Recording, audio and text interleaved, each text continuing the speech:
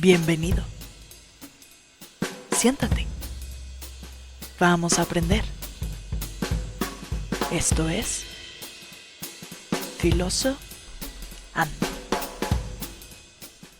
Muy buenos días. Mi nombre es Juan Camilo Romero. Este es el episodio número 54 y Filoso Ando. Filoso Ando y feliz de continuar con este camino a través de la filosofía musulmana. Feliz de decirles que estoy grabando este capítulo antes de mi primera invitación oficial a un evento formal en el cual estaré hablando de la filosofía del lenguaje. Agradezco mucho la invitación, espero haya salido divinamente para cuando este capítulo esté publicado. Y filosofando porque estoy listo para hablar finalmente de la gran figura de la filosofía musulmana. Comenzamos este episodio en el siglo X en Persia. Esta es una Persia muy diferente a la que conocieron Al-Kindi y Al-Farabi. Durante el siglo X, Persia comienza a vivir un renacimiento. El centro cultural de Bagdad se comienza a mover lentamente a Persia, donde ya se hablaba árabe y se creía en el Islam. La mezcla del renacer nacional de Persia, de su cultura, junto al camino intelectual y cultural que el Islam llevaba desarrollando es esencial para entender al siguiente gran pensador. Lo que sabemos de Abu Ali Husayn ibn Ala ibn Sina, también conocido como Ibn Sina o bien Avicena por su nombre latinizado, lo sabemos principalmente por su biografía, por su autobiografía. Se entiende que Avicena nace en 980 cerca de Karmitán, Irán, y Bujará, actual Uzbekistán, y que murió en 1037 en Irán. Este punto geográfico era uno donde coincidía la cultura helenística, el mundo árabe del zoroastrismo, el budismo, el maniqueísmo, el islam y algunas sectas cristianas. Es decir, era un punto de mezcla y combinación cultural sin precedentes. El padre de Avicena era un político y le ayudaría a comenzar su camino académico. Avicena va a India a aprender aritmética, pero allí también aprende jurisprudencia musulmana y posteriormente filosofía. Se dice que a los 10 años Avicena ya había leído el Corán y a los 16 ya entendía los textos de Porfirio. Posteriormente, en su juventud Avicena aprendería también los textos de Euclides y de Ptolomeo. Avicena destaca un poco de los otros filósofos que hemos discutido, porque su mayor fama no surge necesariamente de su pensamiento, sino de su importancia en el desarrollo de la medicina. Aunque es un hecho que la filosofía del Islam se puede separar entre antes y después de Avicena, a los 20 años él ya era un médico famoso. Trataba importantes figuras políticas como el Gobernados de Jurasán, lo cual le dio acceso a bibliotecas estatales llenas de obras desde Aristóteles hasta el Farabi. Avicena en sus memorias tiene la humildad de decir que antes de leer al Farabi no había logrado entender a Aristóteles. De hecho, se dice que tuvo que leer 40 veces la metafísica para aprenderla de memoria, pero aún así sin entenderla. Esta biblioteca, por cierto, se incendiaría y mucha gente acusaría a Avicena de haber causado esta tragedia. Vamos a hablar un poco de la teoría de la filosofía, ahora sí, de Ibn Sina Avicena. Comenzaremos con su lógica. Ibn Sina es reconocido por su profunda contribución a la lógica, donde logra una integración visionaria entre la lógica aristotélica y elementos tomados de otras tradiciones, como la estoica. Aunque la lógica aristotélica es la base de su sistema, Avicena reformula y enriquece esta tradición incorporando elementos propios de su contexto y pensamiento. Avicena define la lógica de una manera hermosa y profunda. La lógica es la ciencia que nos permite conocer lo desconocido a partir de lo conocido, discernir lo verdadero de lo falso y clasificar los diferentes tipos de conocimiento. Esta definición resalta cómo la lógica para él es una herramienta tanto teórica como práctica para alcanzar la verdad. Dentro de su lógica, Avicena reconoce que el razonamiento puede basarse en diferentes fuentes de conocimiento. El primero siendo los juicios basados en la percepción sensorial. Aunque no siempre experimentemos algo directamente, la lógica nos permite inferirlo. Por ejemplo, si sabemos que el fuego es caliente y que el calor quema, podemos deducir que el fuego quema sin necesidad de tocarlo. La segunda es el conocimiento basado en la autoridad. Hay datos que consideramos verdaderos porque provienen de fuentes confiables, ya sea una persona con gran razonamiento o una autoridad divina. La tercera es la imaginación y la creencia. Para Avicena, algunos juicios se sostienen en imágenes mentales que requerimos aceptar por medio de la creencia más allá de la razón. Finalmente están los datos a priori. Estas son verdades que no dependen de las experiencias ni de ninguna causa externa, sino que surgen directamente de la facultad intelectual del ser humano.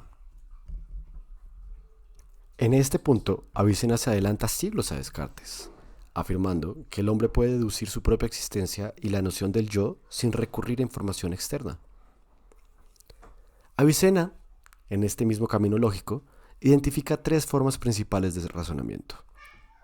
El silogismo, la clásica estructura lógica que sigue la forma de si A es B y B es C, entonces A es C.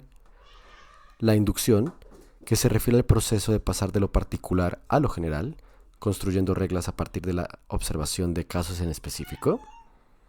Y finalmente, la analogía lógica. Aquí establecen relaciones proporcionales entre situaciones similares. Por ejemplo, si Juan y Ana son hermanos, ambos tienen buena educación, y Mateo es también hermano de Juan y Ana, es razonable deducir que él también será bien educado. El siguiente tema en la lógica de Avicena son los modos de significación. Avicena también analiza cómo los términos significan diferentes cosas. Concordancia entre significante y significado es lo primero de estos modos de significación. El significante es la expresión fónica de un concepto, mientras que el significado es el correlato mental de este término. La implicación lógica. Una proposición puede implicar otra de manera necesaria. Y finalmente, la concomitancia. Un concepto clave en su lógica y metafísica, que se manifiesta, por ejemplo, en su análisis de la relación entre esencia y existencia entre los seres contingentes. ¿Eso suena muy complicado? Vamos a hacer un ejemplo. Imagina un caballo. Su esencia es ser un caballo, pero su existencia no está incluida de manera inherente en esa esencia. La existencia acompaña a la esencia debido a una causa externa, como la acción de Dios. Por lo tanto, en los seres contingentes, la existencia y la esencia son concomitantes, no por necesidad lógica, sino por causa externa. Avicena también distingue entre la lógica y la dialéctica. Para él, la lógica se basa en premisas universales y verdaderas, mientras que la dialéctica se apoya en opiniones aceptadas y plausibles.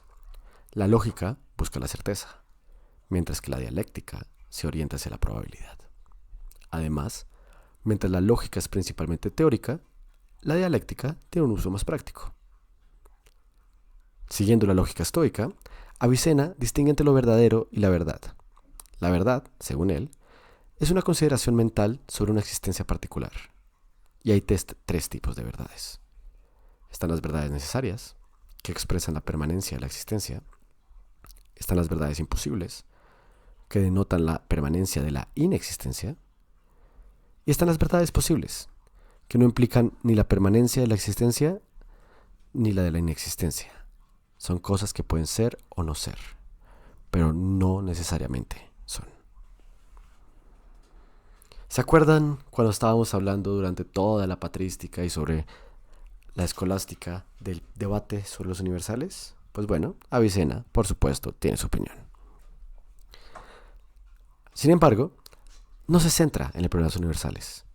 Su postura se sitúa entre el nominalismo y el realismo, por lo que algunos lo consideran un conceptualista. Pero él no aborda este tema en profundidad. Ahora vamos a hablar de su metafísica. La metafísica de Avicena comienza con la esencia, existencia y el ser necesario. Es uno de los pilares más influyentes de toda la filosofía islámica. Su enfoque parte de una distinción fundamental, la diferencia entre esencia, mahiyya, y existencia, wujud. Según Avicena, La esencia de un ser no incluye necesariamente su existencia. Por ejemplo, la esencia de un caballo es ser un caballo, pero esto no implica que dicho caballo exista en la realidad. Esta distinción da lugar a una reflexión sobre los seres contingentes y necesarios. En su sistema, Avicena distingue entre contingente y necesario. Un ser contingente es aquel cuya existencia depende de una causa externa. Podría no existir. La existencia de estos seres se añade a su esencia por una causa, como Dios. Por otro lado, el ser necesario es aquel cuya esencia implica existencia. Por lo tanto, no depende de nada más para existir.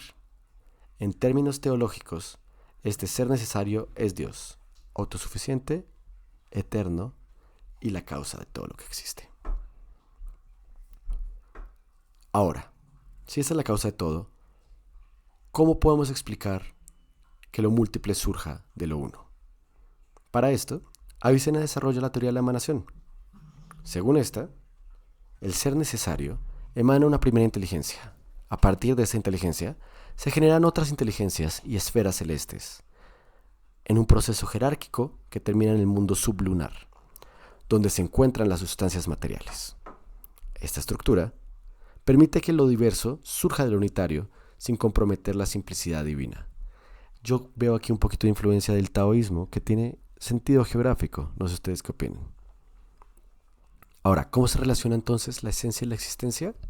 Bueno, en los seres contingentes, la esencia y la existencia son distintas. Podemos concebir una esencia, como la del caballo, sin necesidad de que exista.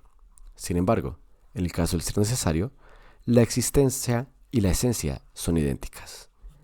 No es posible concebir a Dios sin existencia, pues su existencia es esencial. Esta distinción permite que Avicena ofrezca una explicación clara del origen de las cosas, donde lo contingente depende de lo necesario. Sobre el intelecto, Avicena desarrolla una teoría que juega un papel crucial en su metafísica. Postula la existencia de un intelecto universal, que actúa como un puente entre el mundo sensible y el mundo de las formas puras, influencia platónica. Este intelecto es el que permite a los seres humanos captar los conceptos universales y abstractos, trascendiendo a las imitaciones de la experiencia empírica. Para Avicena, conocer la verdad última implica conectar con este intelecto activo, que emana, por supuesto, desde lo divino. Ahora, la metafísica de Avicena, por supuesto, tiene que tratar un poco de la teología.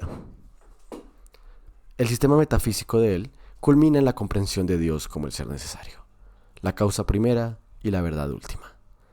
Al integrar la filosofía griega, en especial la de Aristóteles, con la teología islámica, Avicena construye una visión coherente de la realidad que abarca desde lo más elevado y trascendental hasta lo más material y mundano.